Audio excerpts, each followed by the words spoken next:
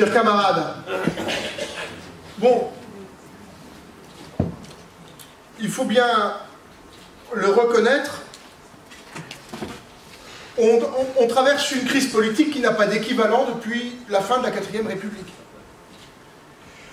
Elle est profonde, et la colère qu'explique le peuple autour des ronds-points, la colère exprimée par les Gilets jaunes à travers l'ensemble du pays, c'est cette crise politique, dans toute sa dimension, dans toute sa concrétisation, dans toute sa manifestation sociale. Et cette crise, j'ai pour habitude de la désigner ainsi, avant même au fond d'ailleurs que le mouvement des Gilets jaunes commence à s'exprimer en novembre et à se manifester. C'est une crise, au plus profond, une crise de souveraineté. Alors, la souveraineté, je viens d'une famille politique qui, dans les années 90 et au début des années 2000, quand on parlait de souveraineté, on apparaissait, pour les derniers des archaïques, qui n'avaient vraiment rien compris au film. Il suffisait d'entendre Attali et bien d'autres. C'était leur réaction instinctive. Nous étions les grincheux de la bande, les racornis, les passéistes, enfin, on en a entendu beaucoup. Mais on voit aujourd'hui, dans l'effraction même du réel, à quel point la question de la souveraineté politique, de la souveraineté populaire, est la question majeure qu'explique le demande de reconnaissance, mais surtout la demande de capacité d'action du peuple, de la reconnaissance du peuple comme acteur politique et source de toute légitimité politique.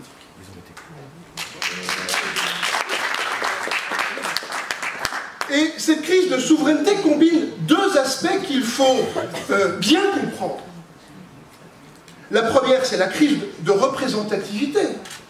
Et ça transpire à travers de nombreuses revendications des Gilets jaunes dans le pays. Il y a combien d'ouvriers aujourd'hui à l'Assemblée nationale? En vérité, ils n'ont jamais été très nombreux. On peut le dire. La Troisième République, avec tout l'attachement idéologique qu'on peut avoir pour elle, était une république bourgeoise. Mais enfin, les ouvriers étaient tout de même plus nombreux. Je crois que dans les années 20 et les années 30, environ un quart ou un tiers des élus, disons de la gauche, des gauches à l'Assemblée nationale, étaient quand même issus du monde des ouvriers. Nous en sommes évidemment bien loin aujourd'hui.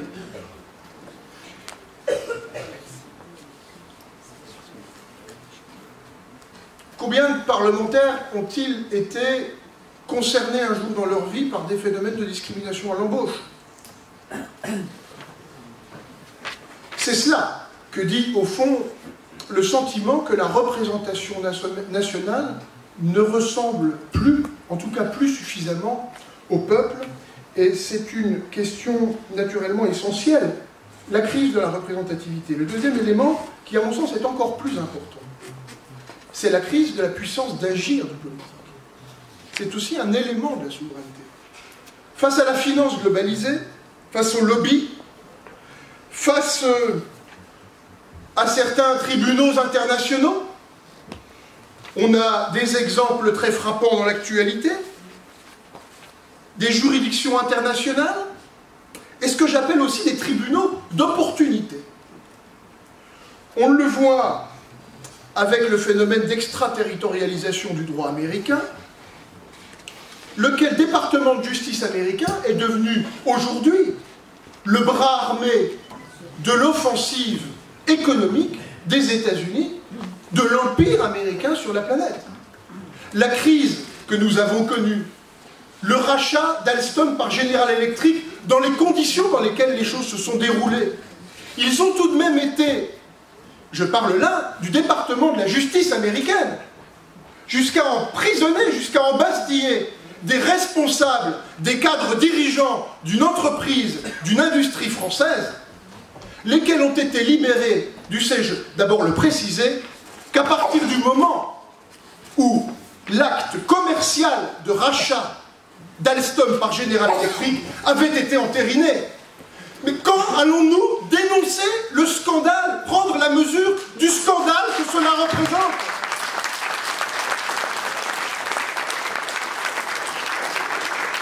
Bernard Thibault, à notre université de rentrée à Marseille, pour ceux qui étaient présents.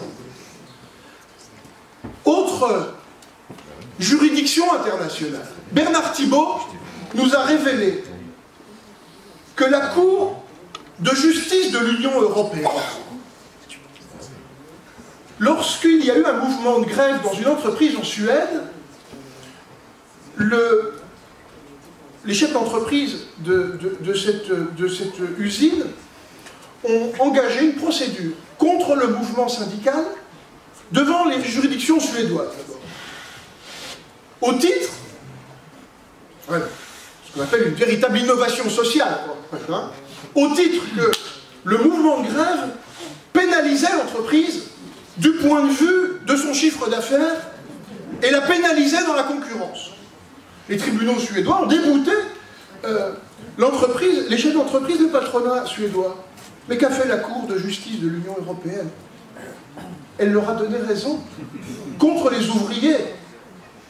Donc, il faut bien mesurer que la crise de puissance d'agir du politique, la finance, mais aussi maintenant tout l'apparat de la légalité internationale, les lobbies, tout cela est en train de percuter de front ce qui est l'expression de la volonté populaire à travers les gouvernements et les élus que se donnent les peuples. Alors, au fond, les Gilets jaunes expriment un peu ce que Seyès, dans Qu'est-ce que le tiers-État, parlait au sujet du tiers-État. On pourrait faire l'analogie très facilement. Que peut le peuple? Tout. Qu'a-t-il été ces dernières années? Rien. Et que demande-t-il? Être quelque chose. À devenir quelque chose.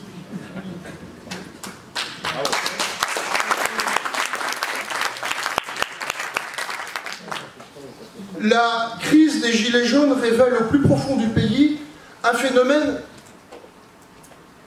que nous devons regarder de façon très précise. Je pense que c'est le cœur de l'initiative politique que nous prenons ce week-end ensemble. Parce que la crise des Gilets jaunes, la manifestation des Gilets jaunes, révèle une double fracture. Une fracture territoriale qui elle-même en fait se dédouble. D'une part, entre les Frances périphériques, je dis les Frances périphériques, je vais en dire un mot juste après, et la France des métropoles. La France des métropoles, c'est celle qui se trémousse dans la modernité, dans la mondialisation.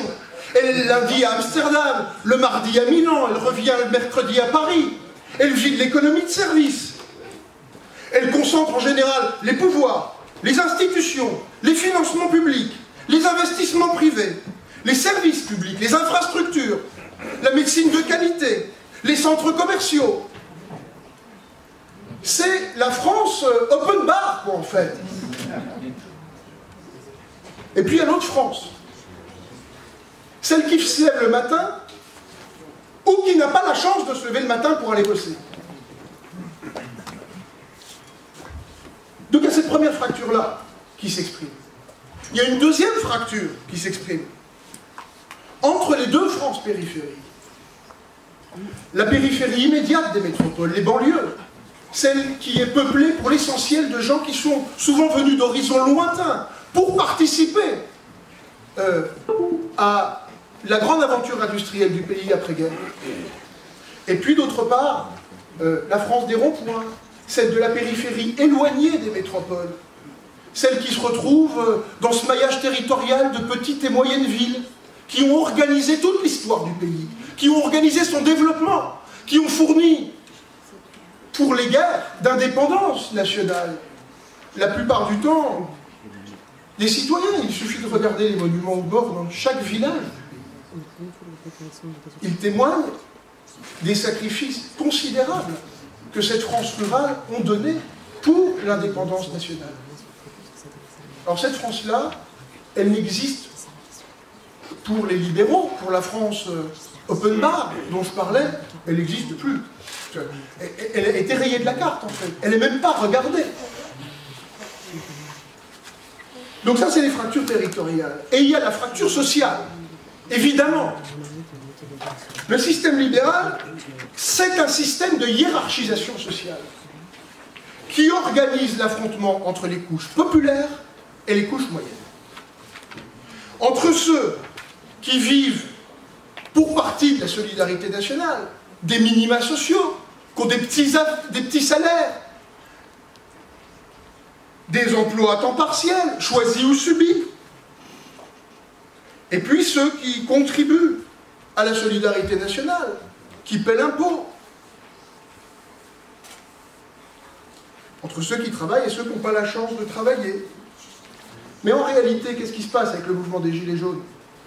C'est que le deuxième qui finance massivement, depuis l'après-guerre, la solidarité nationale, eh bien, ils sont en train de connaître un déclassement social considérable.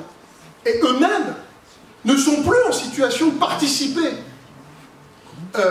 au phénomène de solidarité nationale et de payer l'impôt. On voit la rupture qu'il y a dans le consentement à l'impôt. Et cette question-là est absolument centrale.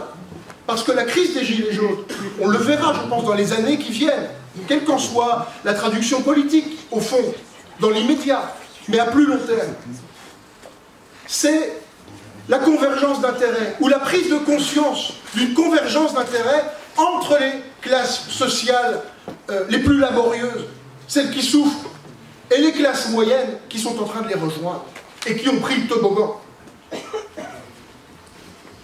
Alors, je veux simplement attirer votre attention sur une chose, pour qu'il soit bien clair que le choix politique que nous engageons ensemble ce week-end a, à mon sens, beaucoup de sens dans la période de grands troubles qui se trouve actuellement à gauche. Je dis à gauche parce que nous revendiquons l'existence du clivage entre la gauche et la droite. Pourquoi existe-t-il ce clivage ? Pourquoi ne va-t-il pas s'évaporer, comme le prétendait Emmanuel Macron il y a encore de cela quelques mois? Eh bien parce que ce qui unifie profondément les droites libérales, le Nouveau Monde, et les droites identitaires, c'est que les fractures dont je viens parler, la fracture sociale et la fracture territoriale, leur existence politique même, leur maintien au pouvoir, implique d'attiser ces fractures pour pouvoir continuer d'exercer la pression nécessaire sur le peuple. Les libéraux ont besoin qu'il n'y ait pas de convergence d'intérêts entre les classes populaires et les classes moyennes. Et les identitaires ont besoin qu'il y ait une fracture entre la France des ronds-points, celle qui a, on l'a vu dans de nombreux territoires, chez le département de l'Aisne, c'est vrai chez nous dans le territoire de Belfort, c'est vrai dans tant de départements, anciens bassins industrialisés du pays. Eh bien, on est en train, le Front National attise de la même façon que les libéraux le font dans la fracture sociale entre les classes moyennes et les couches moyennes et les couches populaires. Eh bien, au fond, vous m'entendez encore? Non. Oui. Eh bien, au fond, le Front National attise la même haine entre la France périphérique des ronds-points et la France périphérique des banlieues. Et notre mission, à nous, la gauche, c'est de refuser ces logiques d'affrontements sociaux et territoriaux. Et la vocation principale d'un parti qui revendique son appartenance à la gauche, qui revendique son appartenance et la défense des causes républicaines, et qui revendique la défense de la cause socialiste, sa mission principale, c'est d'être en mesure de rassembler ceux que les libéraux et les identitaires, dont les libéraux et les identitaires organisent chaque jour un peu plus l'affrontement. C'est une question politique absolument centrale. Alors, je veux souligner que face aux Gilets jaunes, que je parlais tout à l'heure de notre expérience, ceux qu'on voyait comme les grincheux par rapport à la souveraineté, eh bien, dès qu'on émettait un point de vue critique sur l'euro, on était des eurosceptiques ou des europhobes. Eh bien, il y a la classe de dirigeants dont je parlais, ceux qui se trémoussent, la France Open Bar, eux, ils sont peuplophobe. Ils sont peuplophobe. On a un président de la République qui les appelait les sans-dents il n'y a pas si longtemps, et dont je tairai le nom. Son successeur, les mêmes, il les qualifie de gens qui ne sont rien. Un éminent éditorialiste disait d'un gilet jaune récemment qu'il n'était pas un vrai gilet jaune parce que les vrais gilets jaunes n'y pensent pas. Le mépris de classe qui est en train de s'exprimer dans cette élite médiatique, financière, politique, et qui a pignon sur rue, n'est plus supportable. Autrefois, on avait l'aristocratie. En grec, ça veut dire le gouvernement des meilleurs. Mais nous, maintenant, c'est une autocratie libérale que nous avons. C'est le gouvernement de ceux qui s'estiment les meilleurs. Et ce phénomène vient de loin. Il vient de loin, et nous voyons, à travers les ruptures engagées par les manifestations des Gilets jaunes, une continuité, d'une certaine manière, sous une autre forme de ce que nous avons vu. Je parlais de l'augmentation considérable des suffrages qui vont vers l'extrême droite depuis des années dans le pays. Mais c'est aussi le cas de l'abstention. Et qu'a fait une certaine gauche pendant des années? Et moi-même, jeune, j'y ai un peu participé quand j'avais 20 ans. C'est de les montrer du doigt. C'est de les culpabiliser. De montrer cette France qui était rétive à la modernité, dont on nous serinait tous les matins, eh bien, les bienfaits. La mondialisation heureuse qu'on fait. Et il est fondamental, non pas de justifier le vote Front National, ni même de justifier l'abstention, mais de la comprendre. Et à la différence de Manuel Valls, je considère que comprendre un phénomène, ce n'est pas le justifier.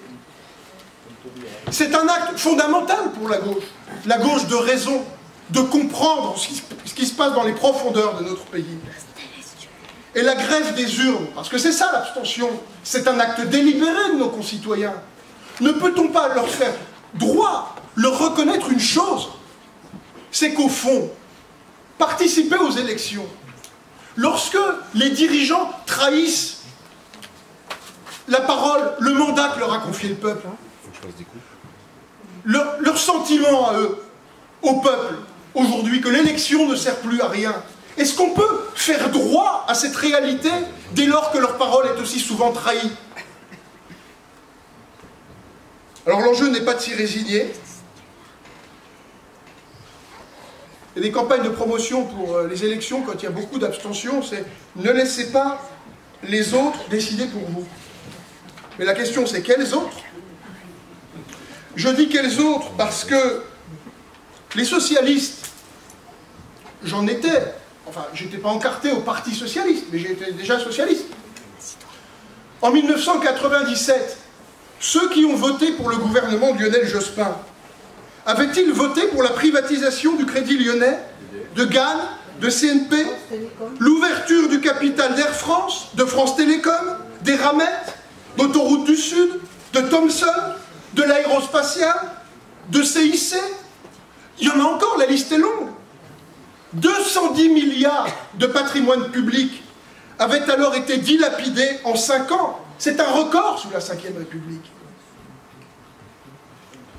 Donc notre nom, et j'en terminerai par là, est un programme. Est tout un programme. La gauche, parce qu'il y a une pertinence du clivage. Je rappelle un fait, un seul. La gauche vient du 11 septembre 1789. se sont réunis sur la gauche de l'Assemblée, ceux qui refusaient le veto accordé au roi. C'est de là que vient la gauche. Nous devons forger l'avenir de ce concept, lui redonner aujourd'hui toute son actualité. Et on voit bien qu'il en a une. En 2008, lorsque la représentation nationale a décidé de trahir le référendum populaire de 2005, il s'agissait là aussi de ne pas appliquer le choix des citoyens de la même façon que le veto du roi consistait à ne pas appliquer les lois de l'Assemblée représentative des citoyens. Nous sommes bien dans des phénomènes, il y a une récurrence historique, il y a un écho historique. Ensuite, la République, qui rappelle que la souveraineté est la source de toute légitimité. Et enfin, le socialisme. Je veux terminer là-dessus. On ne peut pas laisser.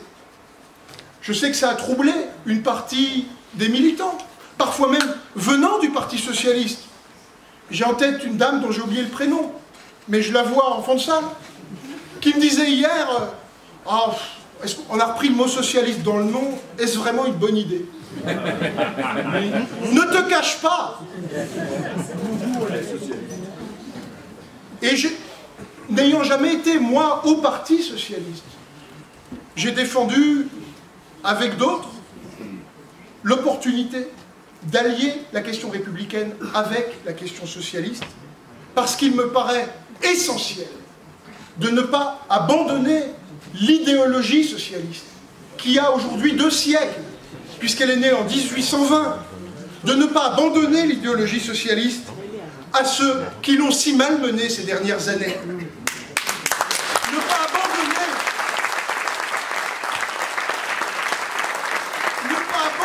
la cause socialiste à ceux qui ont renoncé à renégocier le traité budgétaire européen. Ne pas abandonner la cause socialiste à ceux qui se sont abandonnés à voter la loi travail dite El Khomri, qui organisait l'inversion de la hiérarchie du Nord. Ne pas abandonner le socialisme à ceux qui ont imaginé légiférer pour la déchéance de nationalité.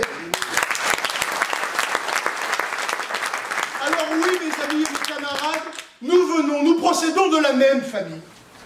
Et je veux vous dire combien simplement je suis heureux aujourd'hui qu'on se retrouve. J'en suis heureux parce que, au fond, c'était une anomalie que nous ne soyons pas ensemble. Eh bien, nous sommes en train de réparer cette anomalie, et je veux vous dire ma joie de le faire avec vous aujourd'hui. Nous devons réussir la fusion, et nous la réussirons, pour faire primer le triomphe des idées sur toute autre considération. Et alors seulement, nous pourrons retrouver la confiance du peuple. C'est un vaste programme, c'est une grande ambition. Donc, au boulot, à tous. À bientôt.